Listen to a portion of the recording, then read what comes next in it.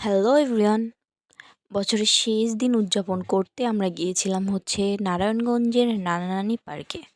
এখন অনেকেরই মনে প্রশ্ন থাকবে যে নানা নানি পার্কটা আবার কোথায়। নানা নানি পার্কটা হচ্ছে নারায়ণগঞ্জের রাসেল পার্ক, যার নাম পরিবর্তন করে নানা নানি পার্ক রাখা হয়েছে।